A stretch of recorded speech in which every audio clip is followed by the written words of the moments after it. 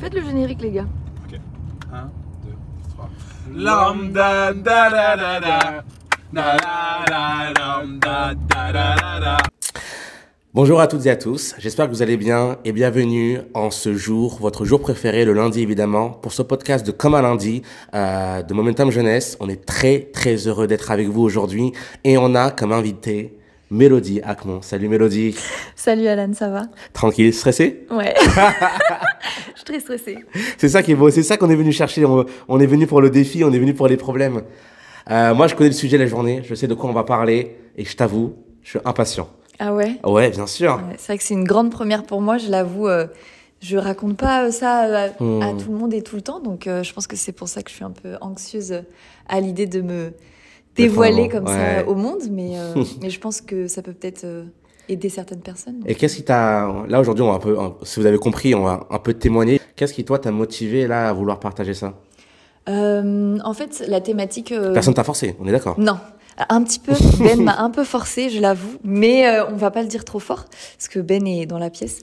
Non, parce que la thématique de cette année me parle particulièrement par rapport à mon témoignage. Et c'est vrai que en ayant un environnement comme ça, en ayant une église, des amis chrétiens, etc., forcément, ça t'encourage à partager aussi un petit bout de ta vie. Et moi, j'ai été touchée par les personnes qui m'ont raconté leur témoignage. Ouais. Et j'ai espoir que... la manière dont Dieu a travaillé dans ma vie, j'espère, peut aussi aider d'autres personnes. Donc, je suis encouragée par ça. Trop bien. On va juste te présenter un tout petit peu. Donc, toi, Mélodie, ça fait 1 an que tu es à Momentum, c'est ça? Tout à fait. T'as vécu une bonne année? Franchement, ouais. Ouais. Honnêtement, je pense que Dieu a dépassé de loin toutes mes espérances. Ouais. C'est la première fois où vraiment, voilà, je m'investis dans une église et je racontais ça la dernière fois, mais vraiment, j'ai l'impression que Momentum, c'est ma maison, en fait, c'est mon église. Et donc, je suis très contente de cette année. Ok, ben c'est vrai que nous a rapidement impacté. Et puis même là, aujourd'hui, là, Mélodie s'occupe des réseaux sociaux de la jeunesse. T'es vraiment le chargé de com de la jeunesse. Tu le vis bien? Ça va. Non, en vrai, ça a son lot de défis, hein.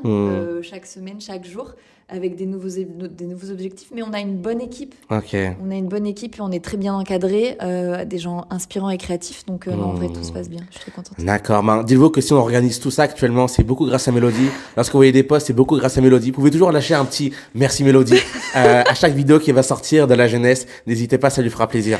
On est ensemble. Alors aujourd'hui, on va parler de ton témoignage qui est un peu spécial. Donc toi, Mélodie, tu es d'origine juive. Tout à fait. Ma famille est de confession juive, du côté de ma mère, en tout cas. D'accord. Et donc, j'ai un peu grandi un pied dedans et un pied à l'extérieur, mais c'est vrai que j'ai eu un pied quand même dans cette origine-là. Comment tu l'as vécu? À quel point ça avait de la place, de l'importance et de l'intensité dans ton enfance avant de connaître Jésus? Alors moi, ma mère, elle m'a toujours dit que Dieu existait. Ça a toujours été une vérité qui a été dite au sein de notre foyer, mais c'est vrai que ma famille pratiquait beaucoup. Ma famille, pas dans mon foyer, mais ma famille pratiquait énormément. J'ai pratiquement toute ma famille qui est en Israël, donc voilà, ça a vraiment un... Et puis c'est culturel aussi. Être juif, c'est pas qu'une religion, c'est culturel. Même parfois, il y a... Souvent, quand on demande à une personne juive de quelle origine tu es, juif quelque chose. Moi, quand on demande à ma mère de quelle origine... Moi, je suis juive tunisienne. Et en fait, ça vient impacter même les origines vraiment de qui tu es. Et donc moi, ça m'a impacté comme ça, quand on me disait tu viens d'où toi? Moi, je suis juive tunisienne. Alors qu'en fait, je croyais en Dieu. J'ai mis un peu de temps quand même avant de vraiment réaliser ce que signifiait le mot être juif. Ouais. Mais je le vivais au début de loin, et puis après, plus tu grandis et plus tu as envie de te rapprocher de ta religion. Et au quotidien, ça se manifeste comment? Est-ce qu'il y avait des activités un peu culturelles et spirituelles que tu te retrouvais à faire? Alors au début, non. Moi, j'ai grandi dans un quartier, et c'est vrai que dans les quartiers, pratiquer une religion, c'est quelque chose qui est très présent. Dans les quartiers, Dieu est présent, même si majoritairement, moi en tout cas dans mon quartier, majoritairement, il y avait beaucoup de... La religion principale, c'était l'islam. Mais c'est vrai que du coup, ça t'incite quand même à... Ok, d'accord, tu vois quand même beaucoup de personnes pratiquer, tu dis ok, d'accord, moi je suis originaire, du coup, je suis juive. Ok, je vais voir un peu ce que ça donne. Et donc du coup, au collège, j'ai commencé un peu à me renseigner qu'est-ce que ça voulait dire être juif. Et au quotidien, qu'est-ce que ça signifie être juif. Et en fait, être juif, demande énormément de discipline, tu as Ok. énormément de traditions, tu as énormément d'interdits. Et donc, en fait, c'est comme ça que moi, j'ai commencé à pratiquer ma religion. J'ai arrêté de manger du porc. D'accord. Il y avait des jeûnes à faire, les fêtes, etc. Tout ça que j'ai commencé à mettre en place dans mon quotidien. Mais en fait, c'est quelque chose que je faisais parce qu'on m'avait dit de le faire. Ouais. T'es juif, donc tu manges pas de porc. Ok, d'accord. T'es juif, donc tu peux pas faire ci. Ok, d'accord. Ça s'est T'es fait juif, graduellement ou bien... Et bah pas vraiment. En fait, à partir du moment où je me suis dit, ok, d'accord, maintenant tu t'intéresses à ta religion, j'avais vraiment envie de me rapprocher de Dieu et de dire, ok, d'accord, je vais être une bonne juive. Ok. Et donc pour être une bonne juive, et bah ma mère me dit, il faut que tu fasses ça, ça, ça. Et donc du coup, j'ai commencé comme ça à faire des jeûnes, à arrêter de manger du porc, à pratiquer les fêtes, etc. Mais c'est très difficile. Surtout que moi, dans mon foyer, on n'était que deux à cette époque avec ma maman. Et en fait, ma mère n'est pas pratiquante du tout. Ok. Donc elle l'a pratiqué quand elle était jeune, mais elle a arrêté, elle mangeait Ok. du porc, elle faisait aucune fête. Et Ok. donc du coup, je pratiquais ça toute seule. Et c'était assez difficile. Et où est-ce que tu cherchais tes ressources? Où est-ce que tu apprenais Internet, Ok. beaucoup Internet. Ma mère a quand même énormément de connaissances, donc à chaque fois que j'avais une question, j'allais vers elle et elle savait me répondre par rapport à son expérience à elle. Ma famille en Israël, souvent, du coup, je les appelais pendant les fêtes, ce genre de choses.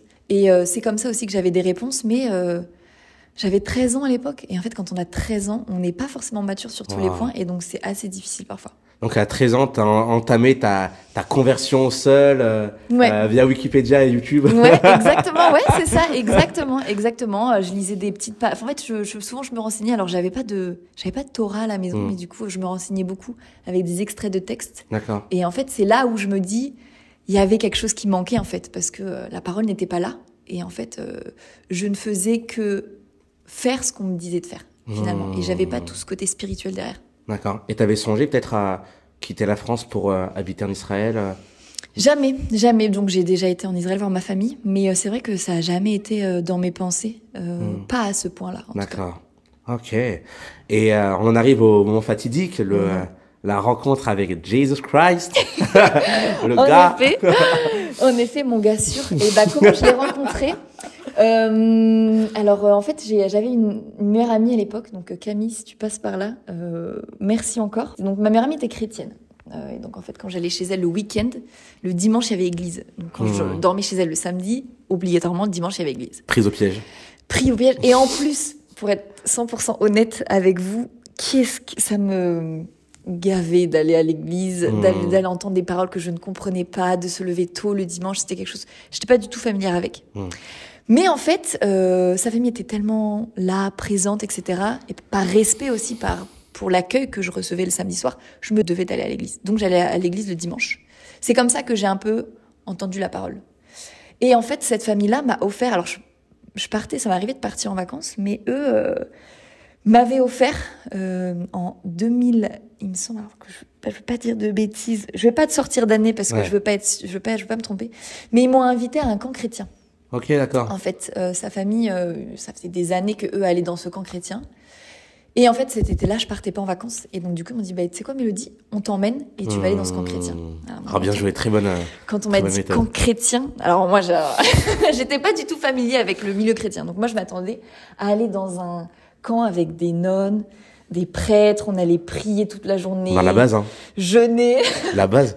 Mais en fait, moi, c'est pas du tout ce que je voulais. Mais on m'avait payé ce camp. Et en tant que bonne juive, on paye quelque chose, c'est gratuit, donc je suis obligée d'y aller. Ah ouais, d'accord. Donc j'y étais. Et en fait, c'était pas du tout comme je l'avais imaginé. Okay. Pas du tout. J'ai été d'abord surprise par le côté moderne du camp. C'est pas du tout un camp avec des prêtres et des nonnes en toge qui se baladent. C'est pas du tout une secte comme j'avais imaginé. Ils étaient cachés. Hein. Je les ai pas vus en tout cas. Je les ai pas vus. Et en fait, donc j'ai été à ce fameux camp pendant une semaine.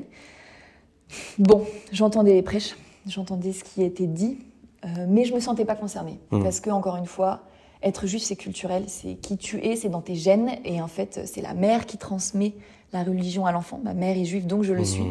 Et en fait, j'entendais la parole, mais j'arrivais pas à la boire parce que ça me concernait pas. Mais dans ce camp-là, j'ai vu un truc qui m'a touchée. Et en fait, c'est l'amour qui se dégageait des gens entre eux.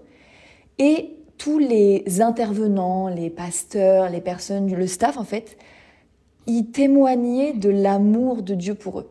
Et en fait, ça m'a touchée. Et je me suis dit, comment on peut être autant aimé par quelqu'un et comment on peut aimer, enfin comment on peut autant s'aimer les uns les autres. Et c'est quelque chose vraiment qui m'a touchée pendant ce camp-là. Donc j'ai été 2 années de suite et la première année, c'est la première chose qui m'a touchée. Et en fait, dans ce camp-là, j'ai rencontré un couple, la famille Israël, et en fait, eux sont d'origine juive. Et en fait, ils se sont convertis, ils m'ont mis en binôme avec la femme, donc Anali. Et en fait, on a pu discuter comme ça ensemble de ce côté très juif, mais aussi très chrétien. Elle m'a expliqué que Jésus, c'était pas les chrétiens. Jésus, c'était une personne qui était venue sur terre pour tout le monde. Et en fait, elle m'a dit, toi aussi, tu es autorisé à ça. Ce que tu as là, tu peux l'avoir. Et donc, en fait, ça m'a travaillé. Et en fait, cette année-là, j'ai été élue meilleure campeuse de la semaine. Et donc, du coup, j'ai eu le droit à revenir l'année d'après. Gratuitement. Exactement. Oh my God. Exactement. Ils sont trop forts. Ils sont trop malins. Ils sont très, très forts. Ils sont très, très forts. C'est une conspiration, en fait, à la base. Tout le monde voulait te convertir depuis le début. Exactement. En fait, exactement. Et en fait, on voit tous les petits pions que Dieu a placés. Et en fait, j'ai été donc élue meilleure campeuse. Et en fait, donc, je suis revenue l'année d'après. Et pendant cette année, j'ai gardé contact avec cette famille Israël. Et je me suis renseignée de mon côté. Parce que j'avais quand même ce côté, je veux me rapprocher de Dieu. Je suis juive, mais j'ai entendu quelque chose qui m'intéresse quand même. Donc, je me suis posé des questions. Je me suis mise un peu de côté. J'ai fait un peu mes recherches de mon côté. L'année d'après est arrivée, 2e année de camp, et c'est là que j'ai donné ma vie à Christ. Oh my God. Des gratuits. Ouais, franchement, ça a été une semaine, je pense que je m'en souviendrai encore toute ma vie. Et j'ai décidé en fait d'accepter d'abord Jésus comme sauveur avant. Seigneur, ça arrive un peu plus tard, quand j'ai compris vraiment la différence entre les deux. Mais ouais, c'est la 2e année que... Et ce processus de 1 an entre le premier camp et le 2e camp, c'était... Comment tu as vécu cette recherche de... Est-ce que tu cherchais Jésus ? C'était compliqué parce que ma mère, alors, elle a accepté que j'aille dans ce camp chrétien parce qu'elle savait que c'était un camp qui était encadré, c'était pas une mauvaise chose. Mais, ma fille, tu es juive et tu restes juive. Et en fait, ça a été très compliqué parce que même après ma conversion, avoir une Bible à la maison, lire la Bible, l'étudier, ça a été très difficile parce que c'est pas quelque chose que ma mère a accepté tout de suite. Et en fait, il faut savoir que au quotidien, à cette période-là, c'était très compliqué, très conflictuel avec ma mère parce que j'avais des mauvaises fréquentations, j'étais très vulgaire, j'avais un comportement qui n'était pas du tout adapté. Alors, j'ai toujours dans le respect quand même, mais c'est vrai que je débordais énormément. Et en fait, mon quotidien, ça a été ok, d'accord, je cherche Jésus. C'est qui ? Qui est cet homme ? Qu'est-ce qu'il a fait pour moi ? Pourquoi moi, j'y ai le droit aussi ? Et en fait, ça m'a paru tellement logique, en fait, de dire, en fait, Jésus, il était là, il est mort pour moi. C'était tellement logique, en fait, je l'ai accepté. Et dans mon quotidien, ça s'est ressenti comme, ok, d'accord, mais en fait, il te dit...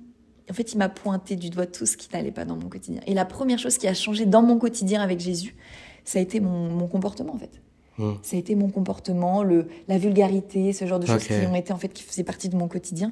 Et c'est la première chose qui a changé dans mon quotidien, ça, et... l'étude de la Bible, où ça a été vraiment une vraie discipline. Prendre ma Bible, à lire tous les jours, etc. Donc ta mère, elle a vu ce changement-là durant cette année-là ? C'est ça. En fait, elle a commencé à voir ce changement-là, en fait, donc pendant cette année-là où j'étais un peu plus du coup réservée, parce que je faisais des recherches, etc. Et l'année qui a suivi ma conversion, je pense qu'elle a vu ce côté-là de, ok, en fait, elle fait des efforts, même dans son comportement, ça se passait beaucoup mieux avec elle. Et en fait, je pense que c'est comme ça qu'elle a accepté ma conversion. C'est parce qu'elle a vu que ça avait vraiment un rôle positif, en fait, dans ma vie. Ok. Et est-ce que la partie, toute l'histoire juive de Jésus, parce qu'il est juif, est-ce que c'est quelque chose qui t'a aidé à le comprendre et à l'accepter, ou ça s'est juste fait vraiment par la partie amour ?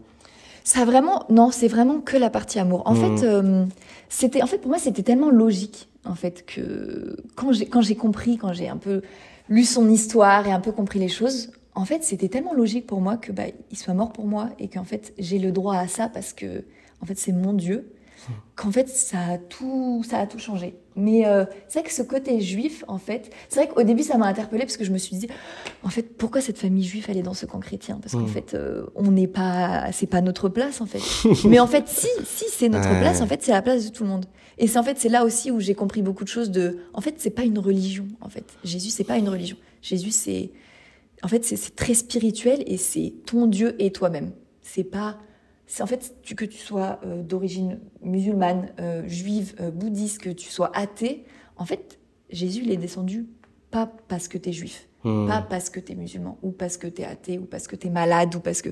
En fait, il est descendu parce que tu es son fils, en fait. Ouais, il a un message personnel pour toi directement, C'est indépendamment de ta culture et toute autre chose, en fait. Exactement. Ouais. Et en fait, je me souviens, le premier verset que j'ai appris, c'était 2 Corinthiens 6, 18. Et en fait, il avait été dit pendant cette deuxième semaine de camp.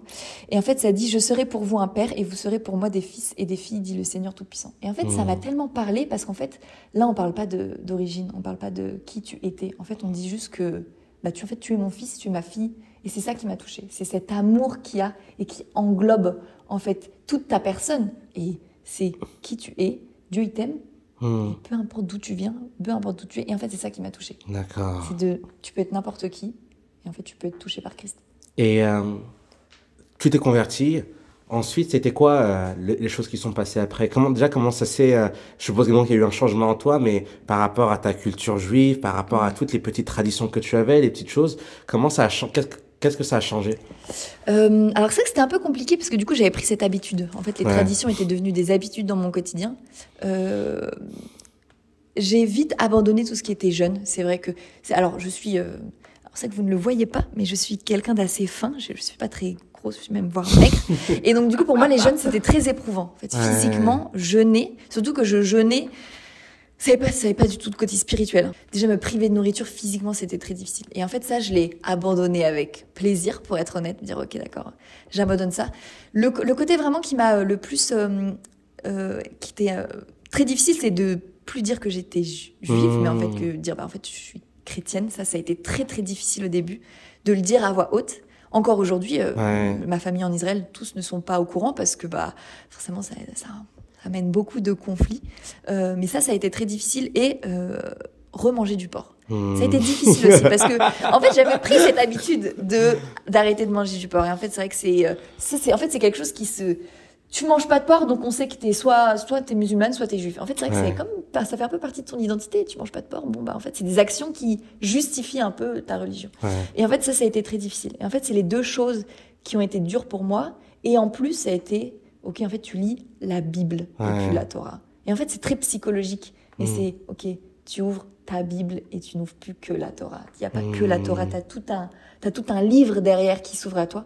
Et en fait, les possibilités qui s'ouvrent à toi après sont infinies parce que le Nouveau Testament, c'est pas du tout le même état d'esprit que l'Ancien Testament. C'est plus la loi, en fait. T'es plus régi sous la loi. Mais en fait, c'est Christ et son sacrifice. Et ça a été un petit peu difficile pour moi à l'intégrer psychologiquement. Mais en fait, comme je t'ai dit, c'était tellement naturel.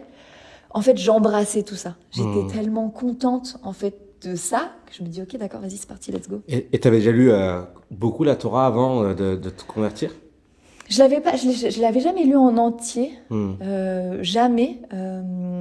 Mais c'était très, comment dire, c'était très. Déjà, la Torah, c'était très difficile à comprendre, et j'avais peur de me dire, ok, d'accord, la Bible.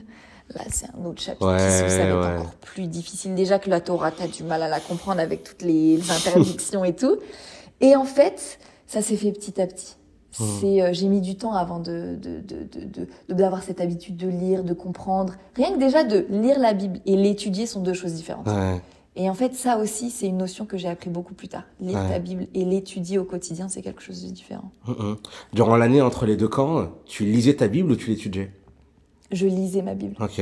Je lisais ma Bible, mais je posais des questions. Je posais des questions à cette fameuse famille juive, la famille Israël, mais je lisais ma Bible.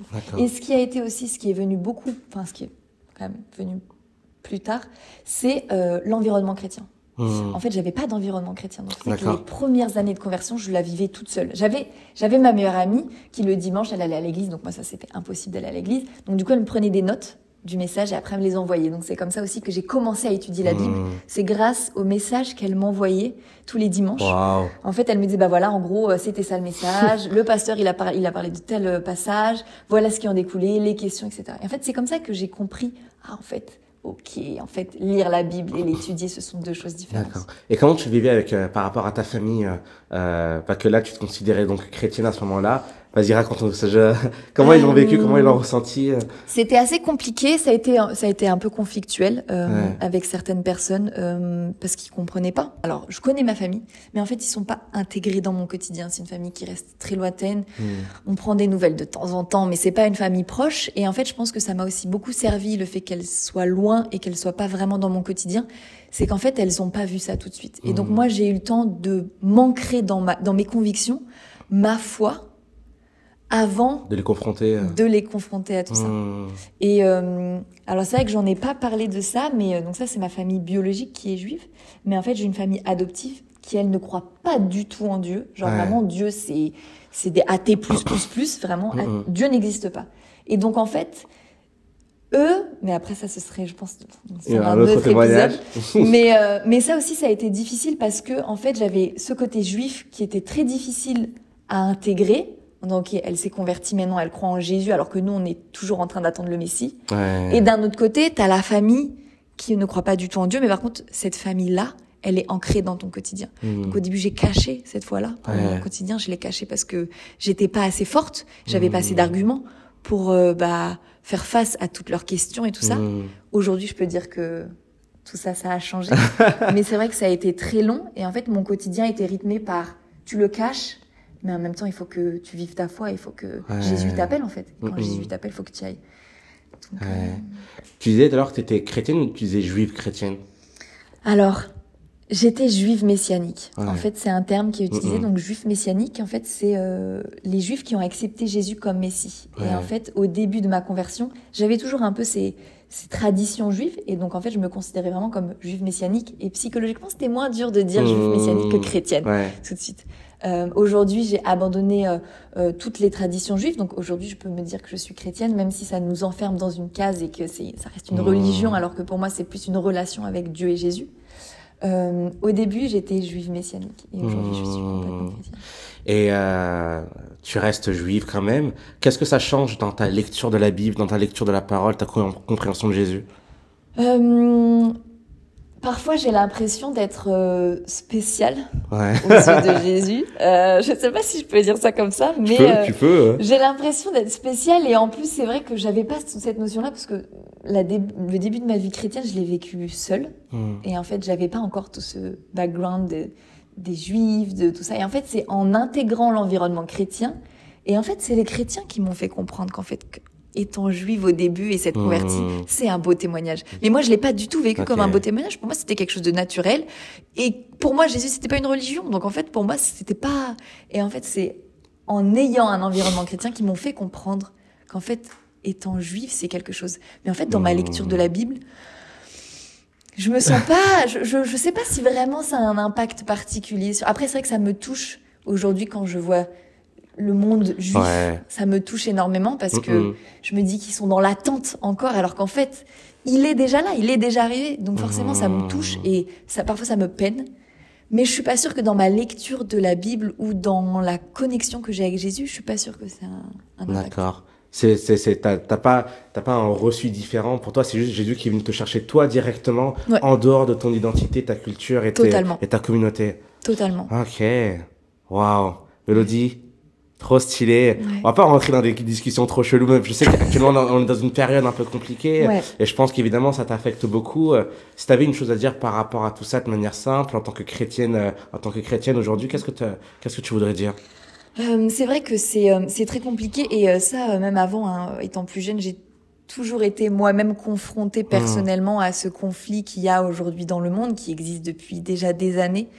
C'est très compliqué et en fait, souvent on nous demande de nous positionner. Mais en fait, moi je pense qu'il faut remettre les choses dans leur contexte et en fait on parle d'un contexte qui est très conflictuel, on parle d'un conflit, de guerre, de mort et en fait, je n'aime pas me positionner par rapport à ça. Et c'est vrai que en tant qu'ancienne juive, on me demande souvent, et ma famille est en Israël aussi, donc souvent on me demande, là en ce moment on me demande énormément, et merci d'ailleurs à tous ceux qui me demandent comment va ma famille, ça me touche énormément. Et en fait, j'ai envie de leur dire que la solution, en fait, elle est pas dans l'homme. La solution, elle est dans Christ, en fait. Amen. Et on nous demande souvent de nous positionner ou de dire, ouais, toi t'aurais fait comment?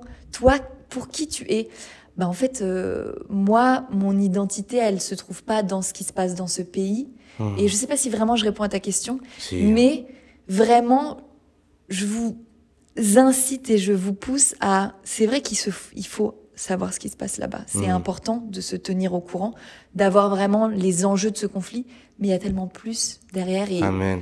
Et en fait, ce qui est important aujourd'hui, au-delà de se positionner dans le conflit israélo-palestinien, c'est en fait, toi, qu'est-ce que tu peux faire à ton échelle? Et en fait, moi, je pense que si tu montres l'amour de Christ et tout ce qu'il a fait dans ta vie, ça va impacter les gens. Et moi, j'ai été impactée par l'amour que les personnes ont montré.